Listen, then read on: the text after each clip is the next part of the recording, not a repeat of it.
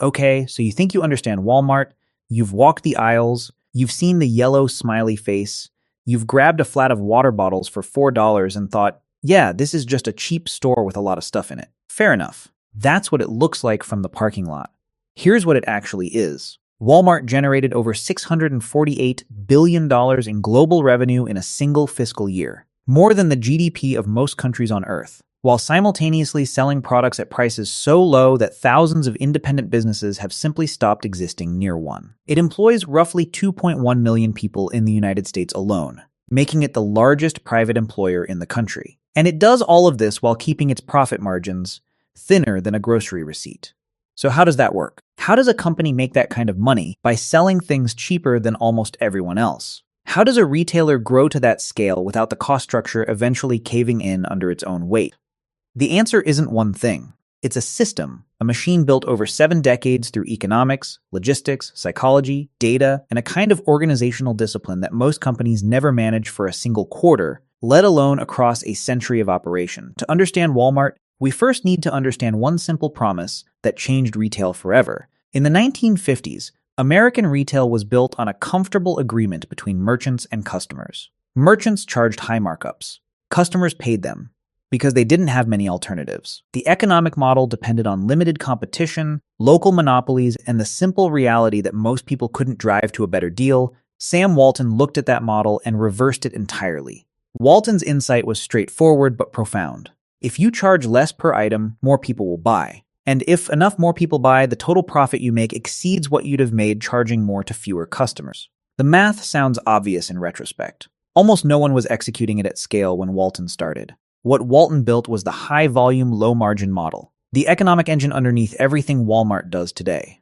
Lower prices bring more customers. More customers generate more transactions. More transactions push inventory turnover to levels that make up for thin margins on each item. The unit profit shrinks. The total profit explodes. He tested this in rural Arkansas, in towns that urban department stores had never bothered with. Small communities, underserved markets, consumers who had never had access to a real discount retailer. They showed up. They kept showing up. And as Walton opened more stores, the model compounded. But here's the part Walton understood that his competitors didn't. Selling cheap only works if your costs are even cheaper. A thin margin is a feature of the business model. A thin margin with high costs is a bankruptcy filing. The entire system collapses unless the cost side of the equation is ruthlessly controlled. That's where the real story begins. The principle is simple. The bigger you get, the cheaper it becomes to operate. When Walmart had 10 stores, it paid roughly the same per unit freight cost as any regional retailer.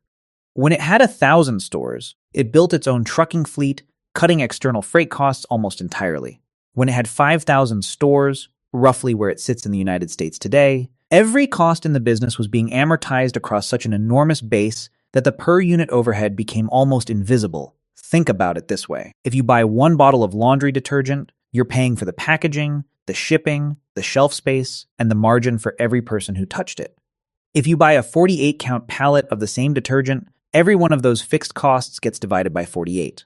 That's not a sale. That's a structural cost advantage. Walmart applied that principle to everything simultaneously. At its current scale, the company limits operating expenses to roughly 19% of total revenue. Traditional retailers often spend 25% or more. That 6-point gap sounds modest. Across $648 billion in revenue, it is worth tens of billions of dollars per year. Advertising is another place where scale does strange things. Walmart spends approximately 0.4% of its total revenue on advertising, because its size makes advertising almost unnecessary. It is already everywhere. The company's pricing is its marketing. Scale creates power.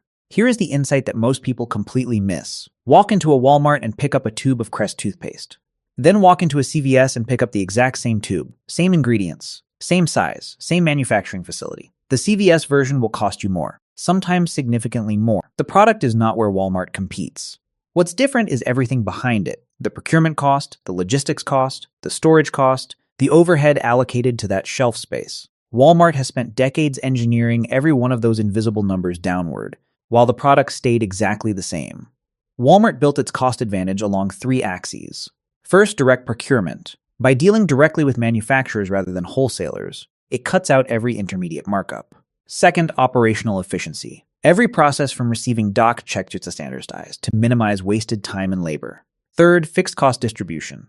Stores cluster around regional distribution hubs keep those hubs operating near full capacity, making the infrastructure cost per delivered product approach its minimum.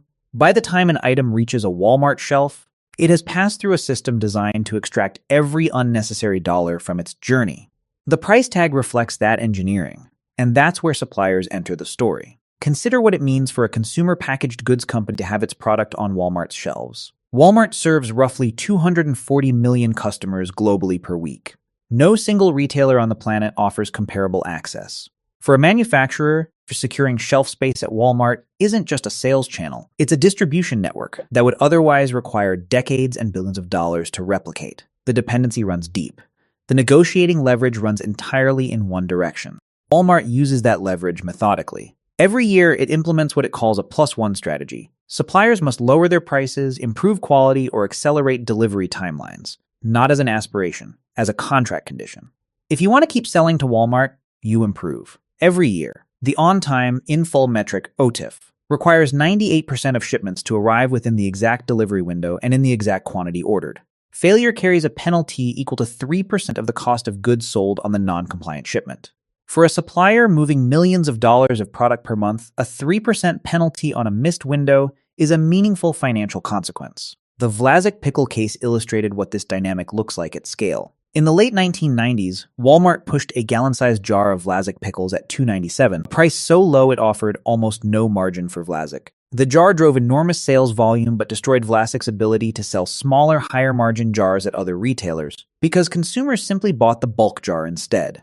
Vlasic filed for bankruptcy in 2001. The pickle jar was, by most accounts, a contributing factor. This is what bargaining power actually looks like inside a supply chain. Every retailer faces the same logistical problem. Goods are produced in one place, stored in another, and sold in thousands of locations spread across a continent. Moving product from origin to shelf costs money at every step. The more fragmented the system, the more expensive each step becomes. Walmart solved this by building its own system. Rather than relying on a web of independent wholesalers and regional distributors, Walmart developed a hub-and-spoke distribution model that routes all product through company-owned regional distribution centers before it reaches a store. Each distribution center, often exceeding 1 million square feet of floor space, is positioned to service between 90 and 100 retail stores within a radius of roughly 150 to 250 miles. Walmart supports these distribution centers with a private trucking fleet of over 7,200 tractors and 53,000 trailers. It does not lease those trucks from a carrier. It owns them. That ownership gives Walmart direct control over delivery scheduling, route optimization, and replenishment timing. Stores can be restocked within 24 to 48 hours of placing an order. That speed reduces the amount of inventory a store needs to hold on site, which itself reduces overhead. The result is a logistics network that operates 15 to 20% more efficiently than the supply chains of traditional retail competitors.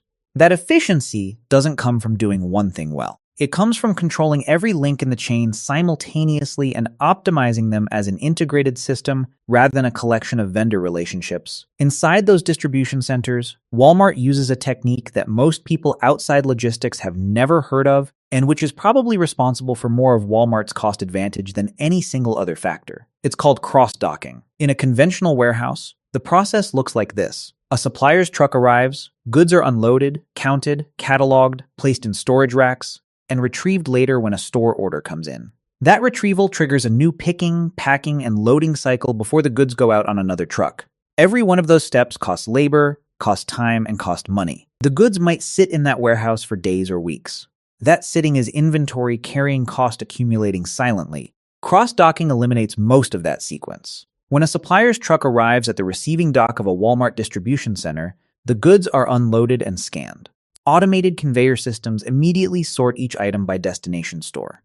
The goods move across the facility on those conveyors and are loaded directly into outbound trailers already staged at the other side of the building. The entire sequence, from inbound truck to outbound trailer, often takes less than 24 hours. The goods never enter long-term storage. The facility doesn't function as a warehouse so much as a sorting machine. And because the goods are moving rather than sitting, Walmart avoids the capital opportunity cost of idle inventory, the insurance expense on stored goods, the labor cost of warehouse management, and the risk of spoilage or obsolescence for time-sensitive products. Entity sitting on a shelf is money standing still. Cross-docking keeps the money moving. The word inventory sounds neutral. It sounds like stuff in a building.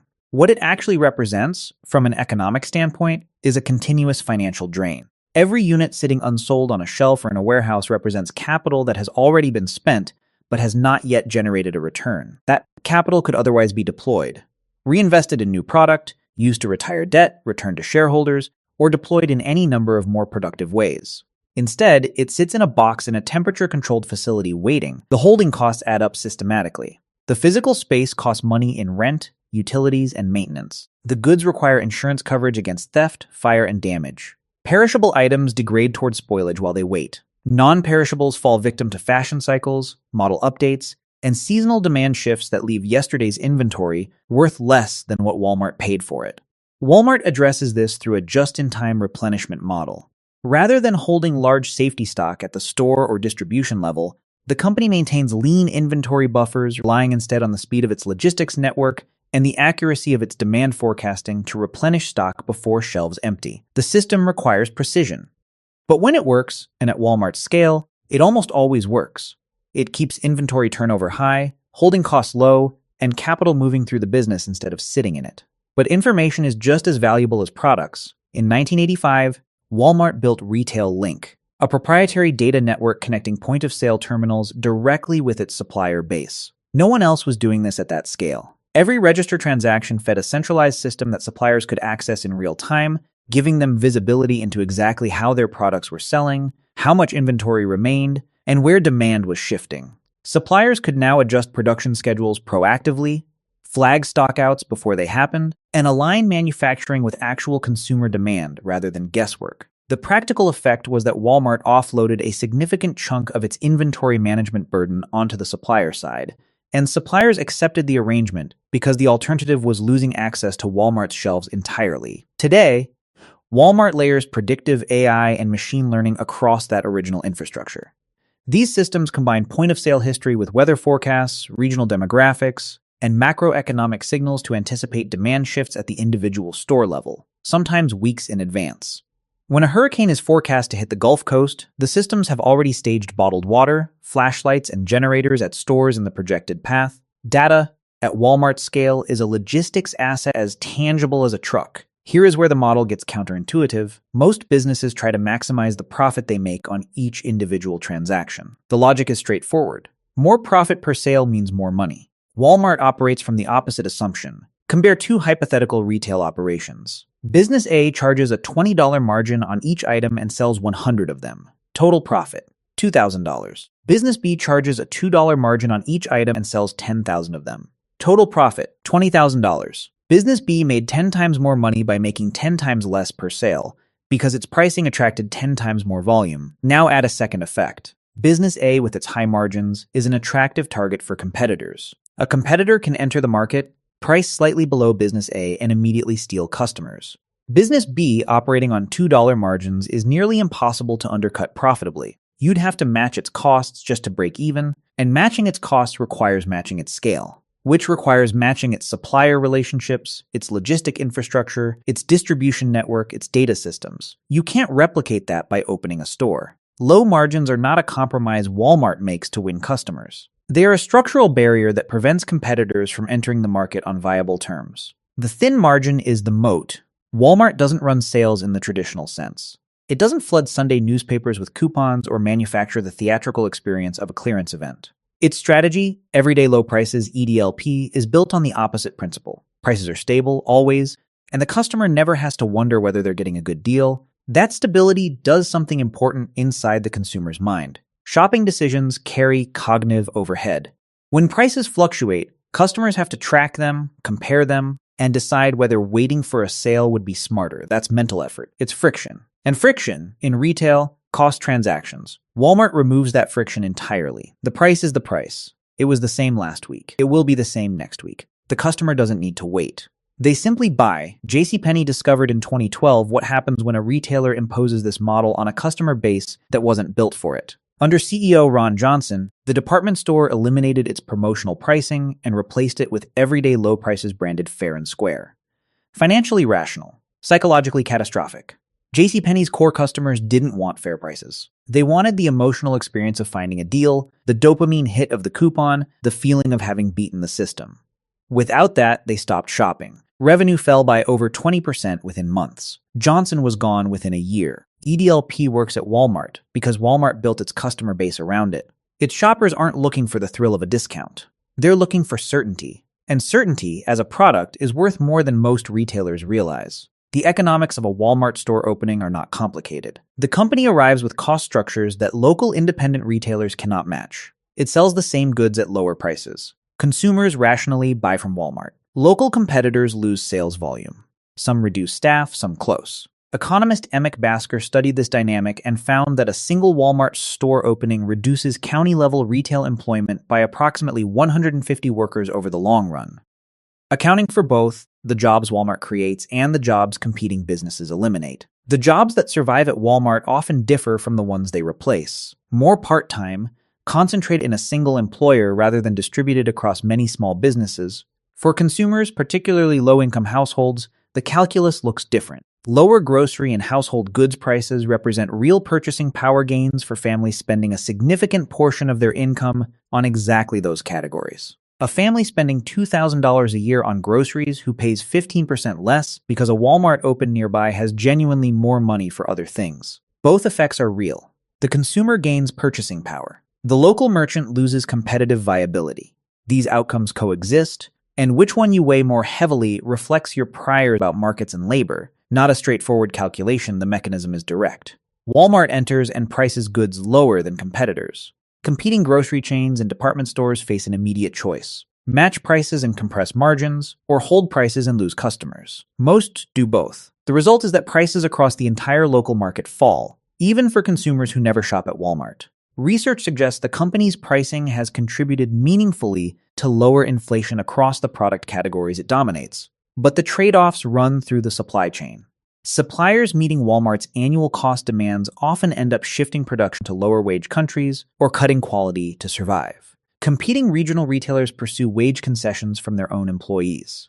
And in rural counties where Walmart is a dominant employer, evidence suggests it exercises wage-setting power that compresses local wage floors for retail and service workers across all employers in the area. Not just Walmart itself, the Walmart effect is real in both directions. For most of Walmart's history, its physical footprint was its moat. 90% of the American population lived within 10 miles of a Walmart store. That proximity meant that for ordinary, everyday purchases, groceries, household supplies, clothing basics, there was simply no more convenient option. The store was already there. You were already driving past it. Amazon changed that premise. What Amazon offered was not just convenience, but a fundamentally different kind of convenience. Not 5 minutes in the car, but 0 minutes. An order placed at midnight delivered to your door by tomorrow. A product selection so vast that no physical store could match it. And pricing that, on enough categories, was competitive with Walmart's own. Walmart watched its e-commerce share stagnate through the mid-2010s, while Amazon's grew at a rate that looked almost implausible in retrospect. The problem was structural. Walmart's stores were assets in a physical world competition, but a liability in a digital world one. Processing an online order out of a distant fulfillment center while simultaneously managing 5,000 retail locations was not a business model Amazon needed to worry about. Walmart did. The company that had built the world's greatest supply chain for physical retail suddenly found that physical retail was no longer sufficient. Walmart's response was to reframe the liability as an asset. 4,700 US stores were a cost burden in a world that wanted home delivery, but they were also 4,700 fulfillment centers positioned within 10 miles of 90% of the American population. No distribution network Amazon could build from scratch would match that geographic density. The stores became the infrastructure for a new logistics model, not a relic of the old one. Symbotics, a robotics system now deployed across all 42 of Walmart's regional distribution centers, uses AI-powered automation to palletize store inventory with speed and accuracy that manual operations cannot match.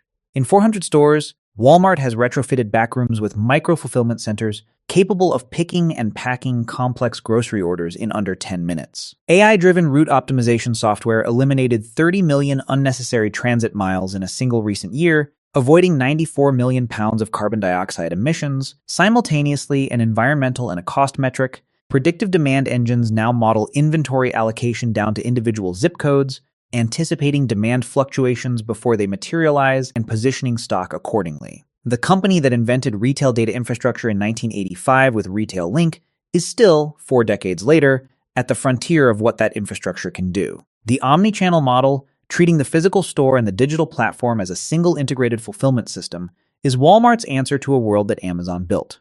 It is not a perfect answer, but it leverages assets Amazon cannot replicate. A physical presence everywhere, 240 million weekly customers, and decades of supply chain infrastructure that no amount of venture capital can compress into a shorter timeline. No analysis of Walmart is complete without accounting for what the machine costs the people inside it.